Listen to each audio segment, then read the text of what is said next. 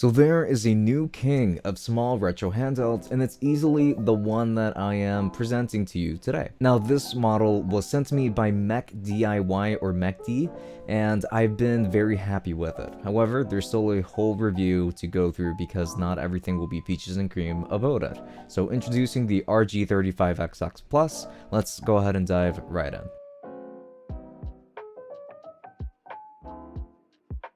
The exterior design consists of plastic, and to be more specific, it is this grittier hard plastic that feels really nice to the touch. Now, this device is also very small, a great size for a lot of different people. This device also comes in a variety of different colors, but I was sent the one that I would have bought anyway if I had a choice, and that was the black transparent model one, which looks really good in person.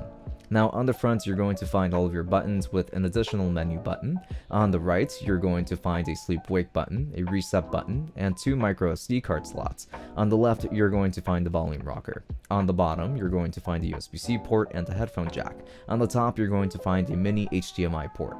On the back, you're going to find the battery compartment and the 4 shoulder buttons. Now, the hardware is really good for this device. The D-pad feels very solid, to be honest, and so easy to use with a great texture to it. The face buttons offer a glossy feel or texture, but they are very satisfying to press, and I mean very. These are probably some of the best face buttons you're going to find on any handheld like this, to be honest. The shoulder buttons were done better than before as well, with the buttons now being nice and clicky, no additional resistance here to ruin the experience. These are very easy to use. Overall, I really do love the hardware on this device. This device features a 3.5-inch 640x480 4x3 IPS display that looks honestly pretty good.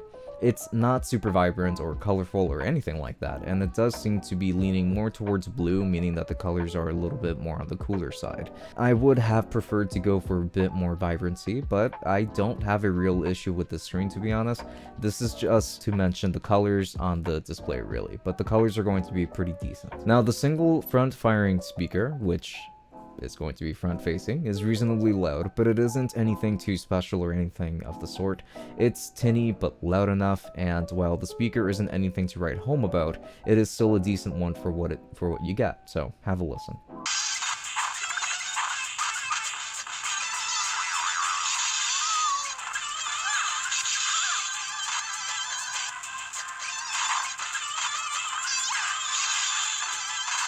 In terms of specs, here we are looking at an ARM Cortex-4 A53 CPU, Mali G31 GPU, 1GB of RAM, 64GB of storage, and a 3300 mAh battery. These specs are a little bit better than what you would expect from a device like this, specifically because of the RAM, but let's go ahead and talk about the actual performance here. Let's get into game performance now with SNES Performance. I tested out Mortal Kombat 3 and it ran very nicely. On a device like this, almost every system that we test out will run really well, since these are true retro consoles and are old enough to be played on just about any toaster. This device will easily crush SNES Performance, and that goes for just about every SNES game that you decide to play on this device. Next is going to be Game Boy Advance Performance, and this was another system that was very easily handled by this device. I played Sonic Battle, and even one of the more demanding GBA games actually ran really well here. No issues to be observed on my end, so it will easily handle your Pokemon Emerald and the like, which I know a lot of you would really want to play.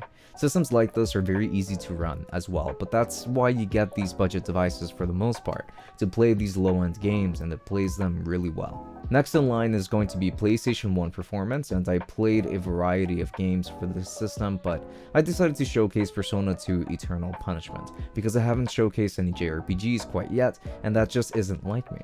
So here I've got some Persona 2 for you, and it runs quite well. Now, do remember that it should also be said that Mortal Kombat 4 and 3D titles will run very well on this device too, so I wouldn't really question its performance with PlayStation 1 games necessarily. So let's also talk about PSP Performance, and I know, it might be strange coming from a device like this, but it does come with some PSP games, but the games that it comes with are low-end games that are more so pixel-based that should be able to run on a device like this just fine, so that's smart. but you should be able to load other games onto it if you have them, so you could definitely test out other more demanding games, even God of War technically. So Street Fighter ran really well on this device, and I didn't come across any technical issues, no frame issues, screen tearing, or anything like that. I was traveling when I wrote the script, so I wasn't able to load other PSP games onto it, but I am sure that it will struggle to run something like God of War, even though I mentioned you could technically test it here. But it's also missing a thumbstick, so it will not play any and all PSP games anyway, so do remember that. They have to be D-pad centric. Battery life is fairly decent for this device, as I would say that 3 hours is fairly accurate for what you will accomplish. You can play the majority of games for an average of 3 hours, which isn't bad for a device like this at all. So in conclusion, this hardware has really only gotten better, and I believe that this will continue to improve. As is, this device plays a lot of retro games really well, which is always welcome, and as a small travel device, I can strongly recommend it. Along with my Odin 2 Max, I carried the RG35XX Plus and used it quite a bit when I just wanted to play some simpler games on a simpler device. So yes, strongly recommended if you're already in the market for one of these. So thank you so much for watching this video all the way up until the very end. I really do appreciate it, and I hope that you did enjoy this video. Also, please make sure to use my affiliate link if you're interested in getting yourself one of these, because these are really awesome, and I think that a lot of you will definitely enjoy them. So links down below. If you use my affiliate link, you would be helping out the channel quite a bit, which I would appreciate quite a bit as well. So yeah, again, links down below. Now with that said, this has been Francisco from Tech Summit. Thank you so much for watching, and until next time, have a good one, and enjoy. Bye-bye.